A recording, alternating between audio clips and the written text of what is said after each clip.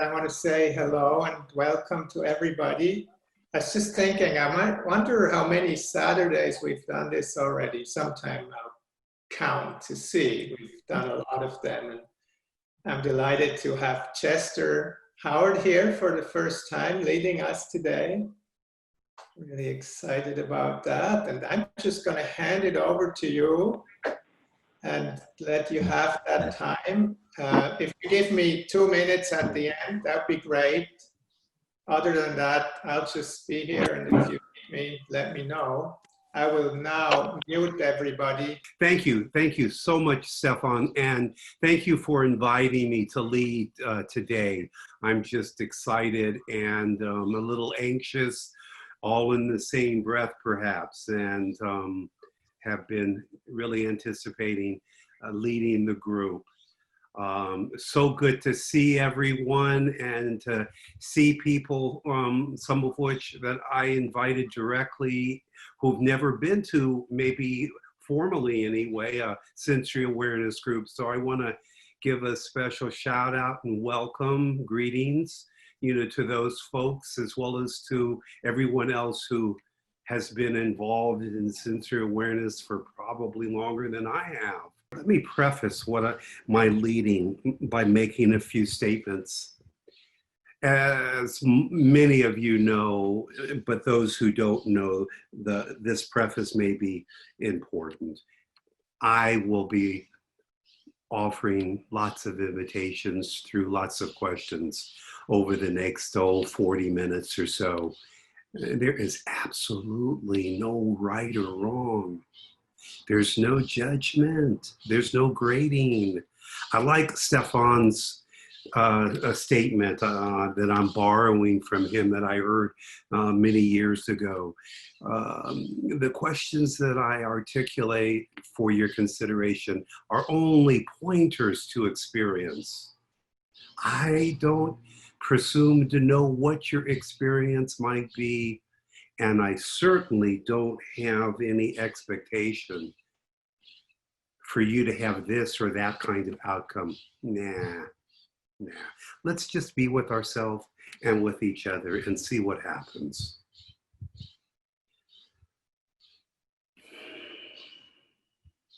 From isolation to connection.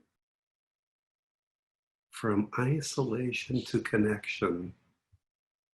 That's the title of this series. How connected or disconnected or isolated or not isolated might one be feeling in this moment?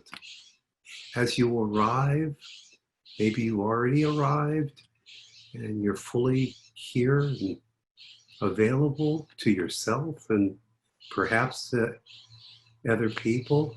Have you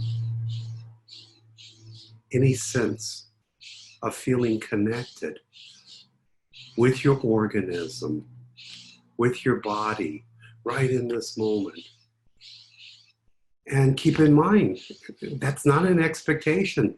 You might feel very disconnected, you might feel very isolated, or maybe you have some other sensation happening in your organism right this moment. It's all good.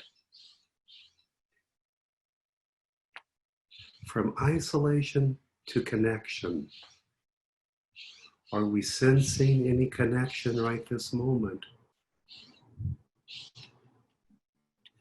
Let's just take a few moments in silence, though I may talk over the silence from time to time, but let's just take a few moments and really sense ourselves in this space, right this moment, whatever our organism, body, if you will. I never met Charlotte, but I understand she really had an issue with the word body, like you go to an auto body shop to get fixed. So I really do like the word organism. Okay, check in with yourself and see from the top of your head to the bottoms of your feet what your organism may be resonating in your being right this moment. Eyes open, eyes closed, whatever your preference is.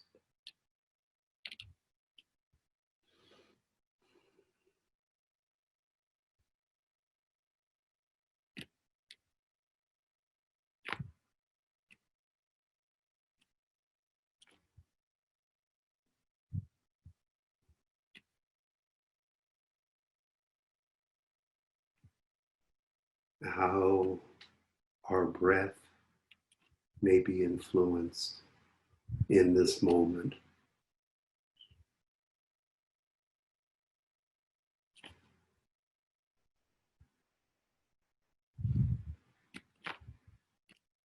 How our breath may be influenced by any sense that we may be experiencing anywhere in our organism.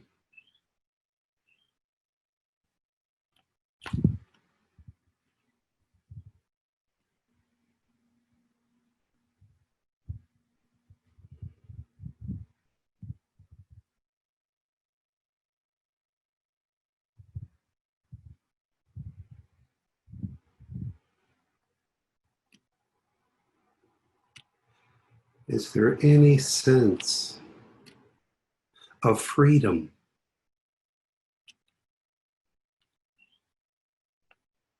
anywhere in our organism right now? Where might that be felt, if it is felt at all? What might be those sensations of freedom? I felt a little bit of angst in my stomach. It wasn't exactly tight this morning. And I don't know in those moments if I was feeling that free, and then it seemed to dissipate. Where might you be experiencing freedom or not? Or maybe something in between in this moment?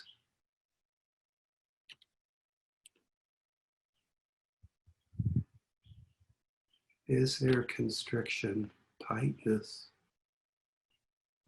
Does breath flow, or is it held back, tight, constricted? Again, no judgment. There's an awful lot to be tight about, internally and externally. Simply allowing for the possibility of exploring from isolation to connection,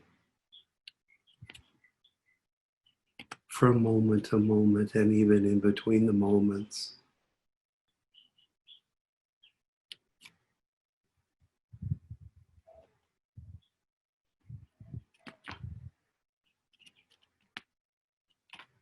What a wonderful possibility.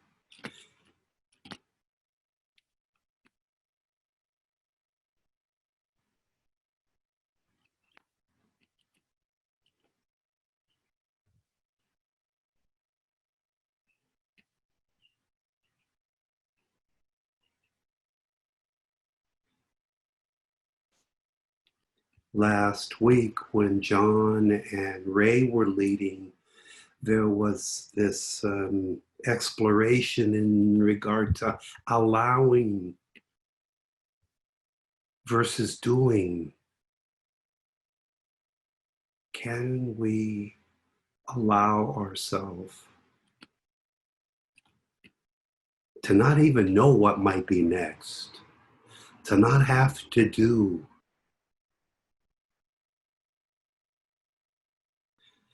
I walk a lot, and I was walking a few days ago, and I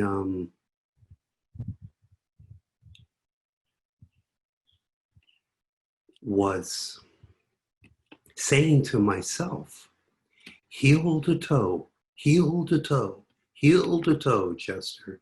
And this is what a physical therapist shared with me, 17 years ago when I had my first ankle surgery. He basically taught me how to walk again, heel to toe, heel to toe. And I found myself, at least the first mile, saying to myself, heel to toe, heel to toe, heel to toe. Yes, I was doing. And then something happened, just kind of organically. And I found myself just in a flow walking. There wasn't the need to do the heel to toe. I maybe needed to do that to warm up. And then there was just this allowance of, hey, you're just walking. You're in your own groove, Chester. And it's not like one is right and the other one is wrong. It just is. And all that happens in between. Can you feel it? whatever you might be feeling in your organism right this moment. Can you feel yourself with the big S? And how your breath is influenced by my voice, knowing that there are many people on this call. How your breath is influenced by whatever may be going on internally as well as externally.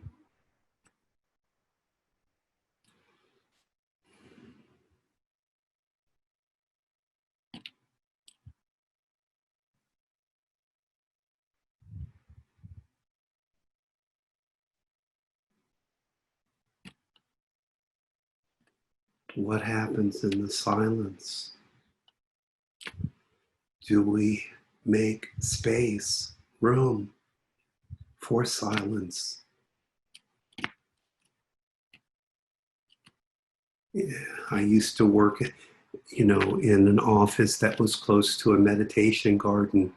And once in a while, I'd ask my clients, would you like to go for a walk, And we would walk to the meditation garden. And there were numerous people. When we get to the meditation garden, there's a sign on the outside and it says, silence, please, quiet, to be respectful of other people. And we'd go in and we'd sit down and hear the waterfalls. And then after about 30 seconds, the person might say, oh, let's go, that's enough. And that's cool, that's it. So can we honor ourselves and not judge ourselves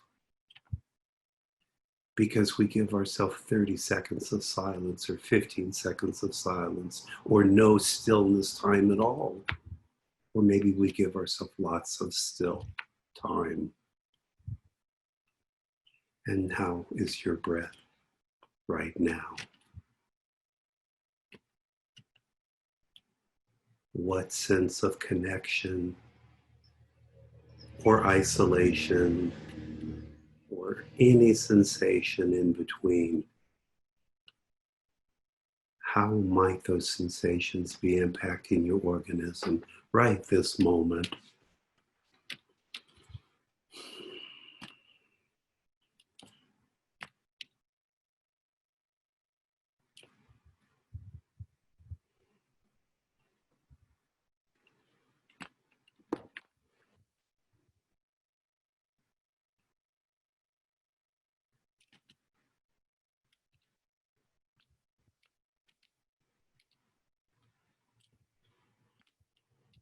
Is there any sense that we're anticipating, moving ahead, chasing, going after whatever?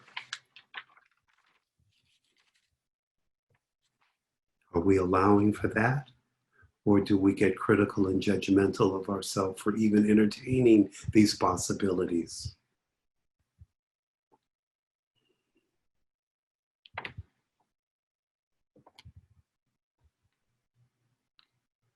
And I invite you to especially pay attention to sound right now. Sounds perhaps emanating from your own organism and sounds going on in your environment.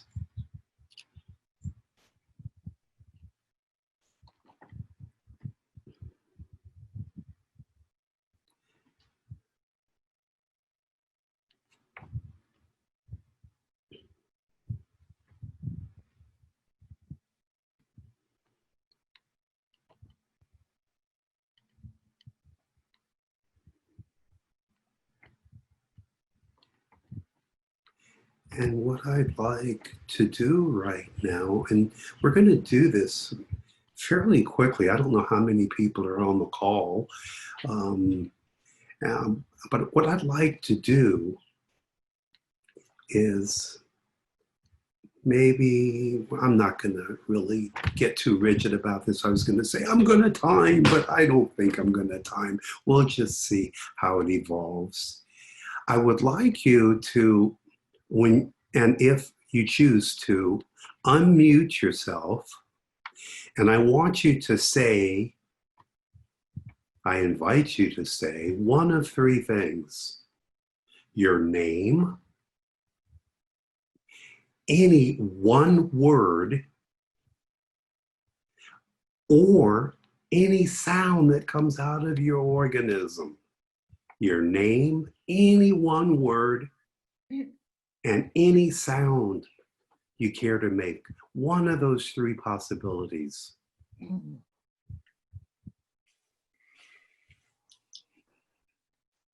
Beep. Yes. So. Yes. So. Mozart. Peace.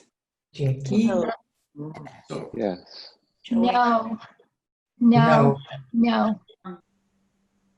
And does hearing from others influence your sense of connection in this moment? Wunderbar. Yes. Wunderbar.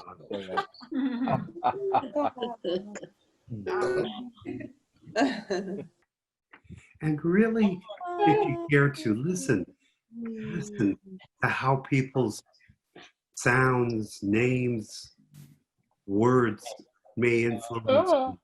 Notice if there's any, if it affects your sense of connection at all, or isolation.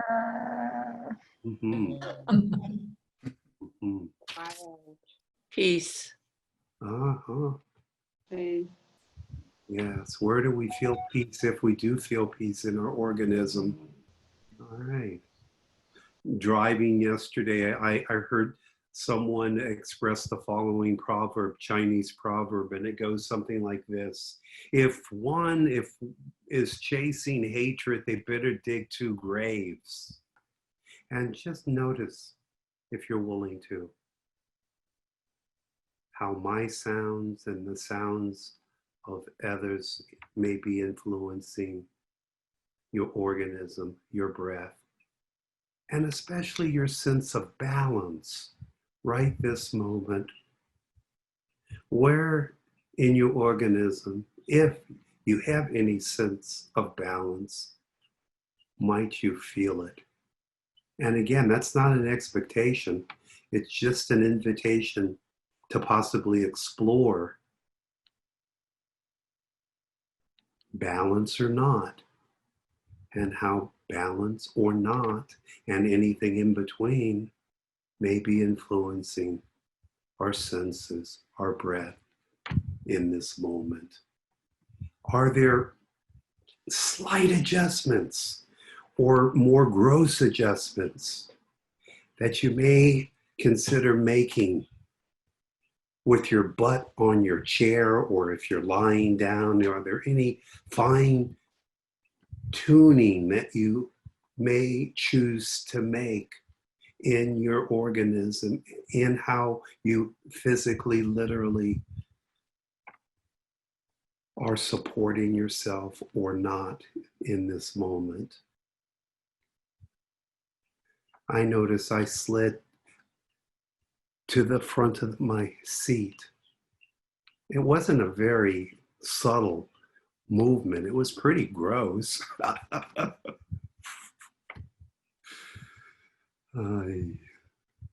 I like to laugh at myself. And what happens, if anything, to your sense of balance right now? Any more adjustments that you may want to make from where you're at in this moment?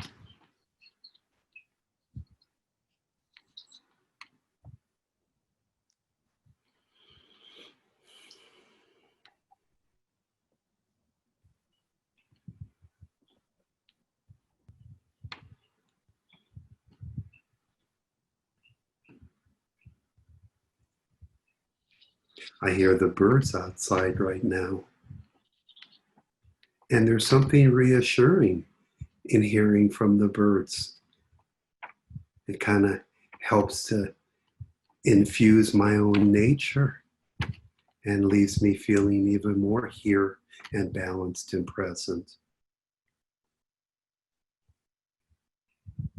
And at your own time, if you choose to, I would like you to come to standing and really, if you choose to, if you care to, notice how you come to stand. And you might, we might not see each other for a few moments as I too will stand and notice what happens in our organism if we decide to come to standing.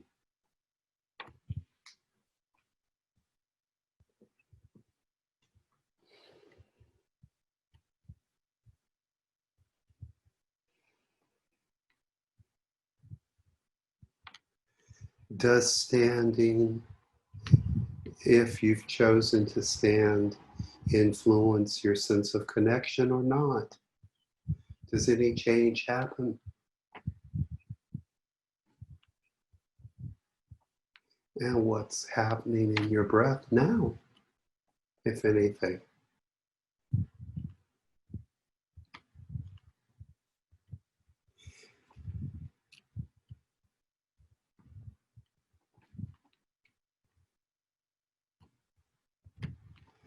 And I'd like you to consider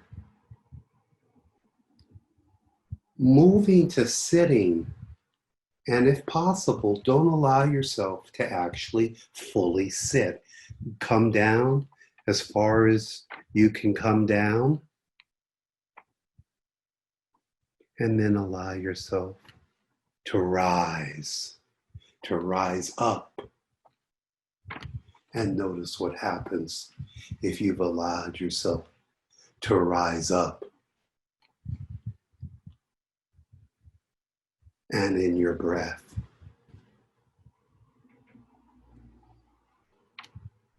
is it possible for you to get behind your eyes, and with your eyes opened or closed, what meets your eyes without having to look for anything? What meets, if anything, our eyes as we allow ourselves to get behind our eyes?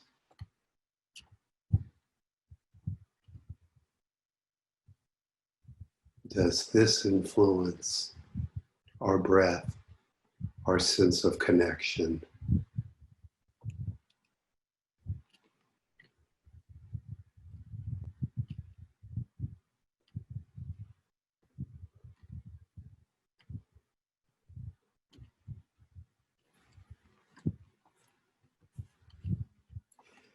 And when you're willing to, but not until you're willing to, find your way. And I really mean find. You know, we do so much on automatic pilot, knee-jerk reactions, and then we wonder how we even got there. So really notice how you arrive back to sitting or lying wherever you came from. No rush.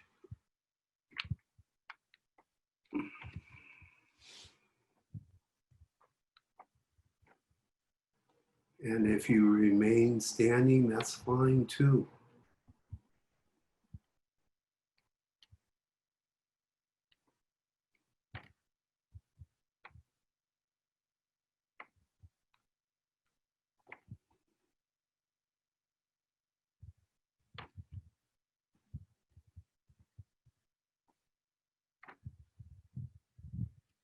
What's going on with our balance right this moment, with our sense of balance right this moment?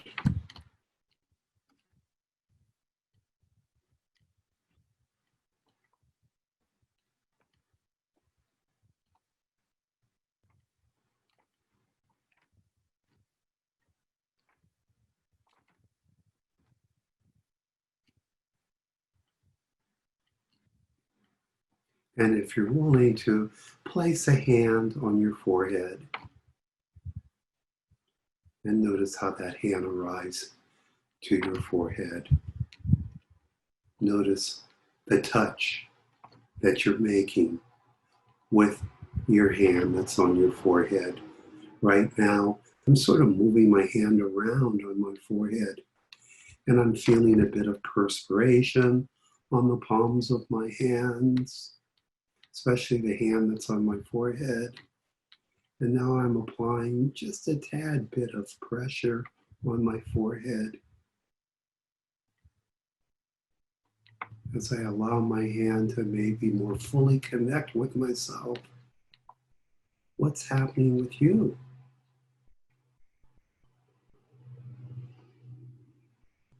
And can we allow the free hand to come back behind our head and to move down to our occipital ridge, that little soft spot at the base of our neck? Can you find that spot? Continuing to allow the other hand to make contact with your forehead. Can you find that occipital ridge and just kind of explore in that little soft spot? I'm going in circular motions right now in my occipital ridge, hardly applying any pressure. Now I'm going in the opposite direction. Now I'm allowing my fingers to be still. You don't have to do it my way. Find your way as you allow yourself to explore, holding yourself, touching yourself in this way. Can you feel it? What sensations may be coming up? Does your breath change? Does your presence change?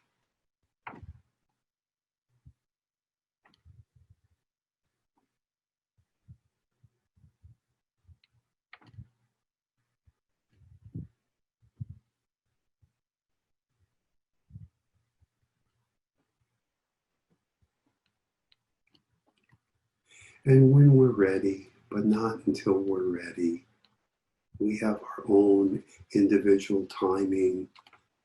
Allow your hands to come down, to feel maybe the weight of our arms, and to feel how gravity contributes to that weight as we allow our arms to come back to where they may.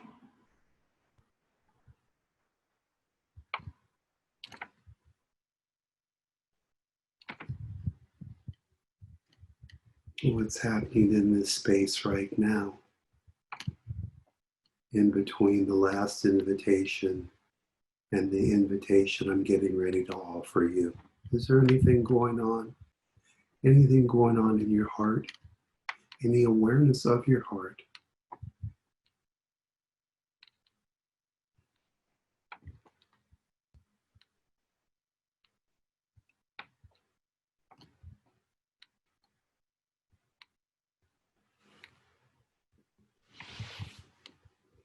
And either sitting or standing, this might be difficult to do if you're lying.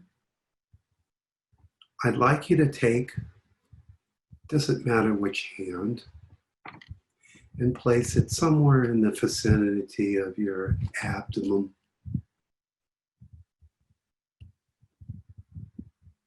And again, notice how you make connection or not with your abdomen.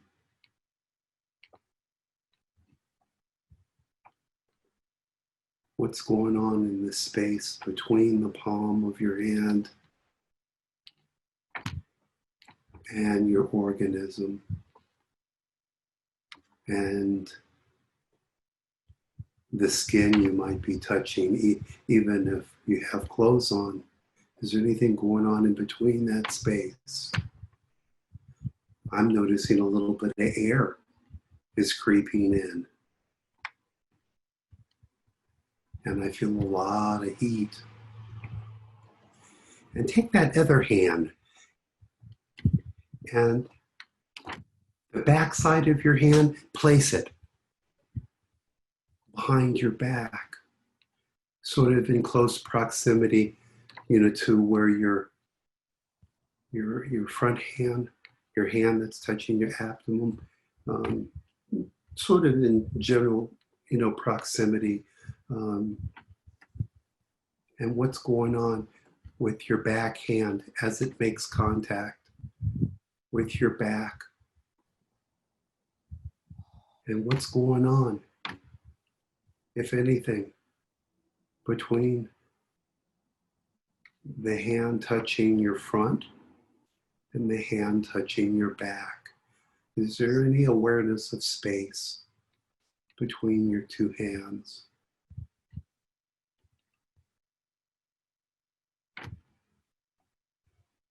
And how does this, or how might this affect your balance, your sense of balance?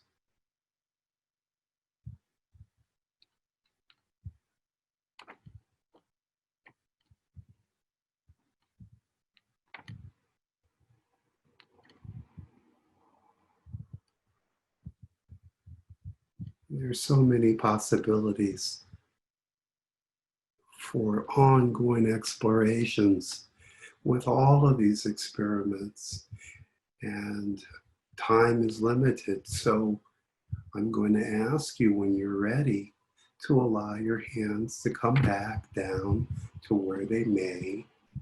And is there any sense of, like, I noticed immediately loss when I moved my hands away from my torso? I felt like I kind of left myself.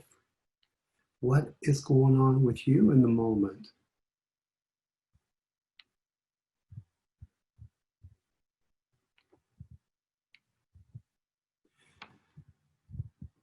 I imagine people know what a teeter-totter is. You know, I haven't seen a literal teeter-totter in a very long time. I don't know whatever happened to teeter-totters, you know, but one person's on one side and the other person's on the other side, and you've got to maintain some sense of balance, you know. Well, you might get thrown off if somebody starts to behave in a pretty aggressive manner. Where's your teeter-totter, your sense of balance? The N is one, I, you, now, in balance or not with yourself. How might you need to tweak your teeter-totter?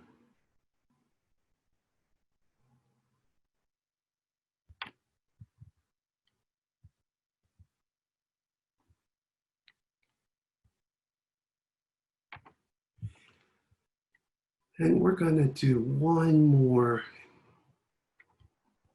experiment. And again, I invite you to stand and notice how you come to stand.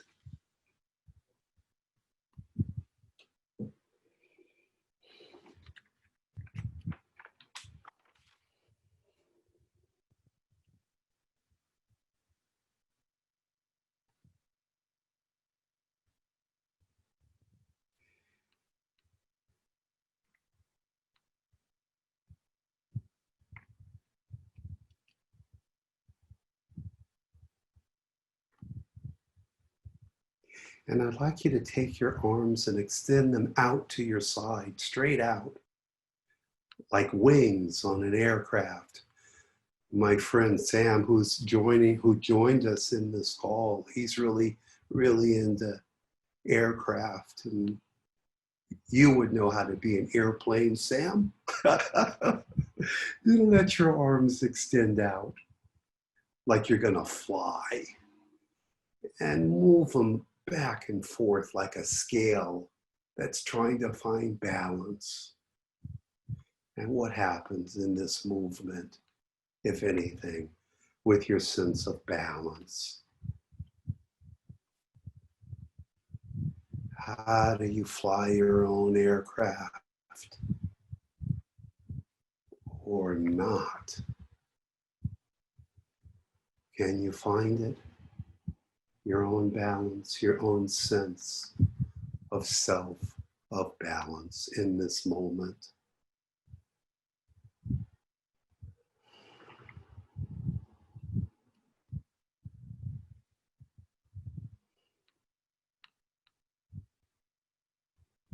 Bringing our arms down when you're ready to. Bringing our hands together as you might see I've done. And what happens now with our connection. And allowing ourselves to come back to sit.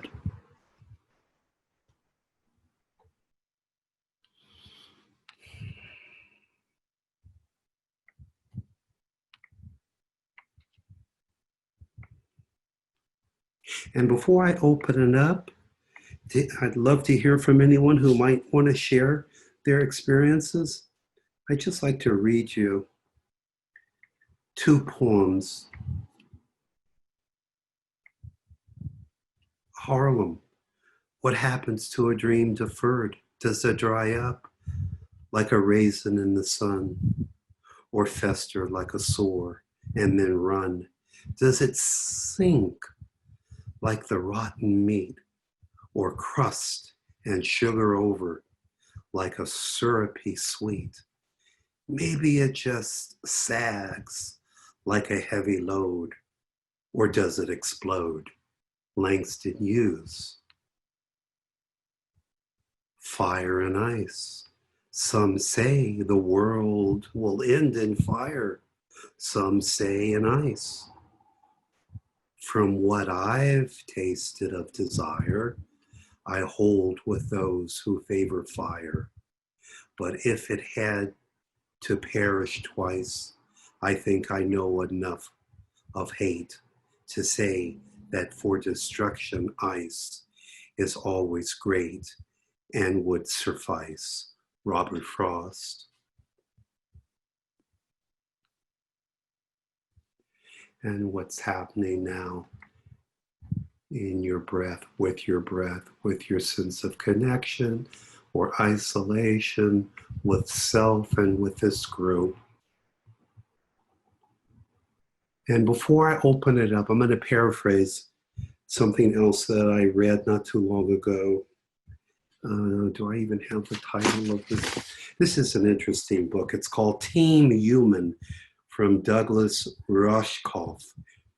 And he says, in short, technology was invented originally, this kind of technology we're using now, to increase human connection and to increase our ability to better relate with one another. And it's evolved to where, in a lot of instances, it's being used to control. Reminds me, this chap that wrote this book, Team Human, it reminds me of another book I read in the 70s called Mind Managers by Sillinger. I believe, and this is just my experience, the technology isn't controlling us in this moment. We're using this technology to better connect and relate with ourselves.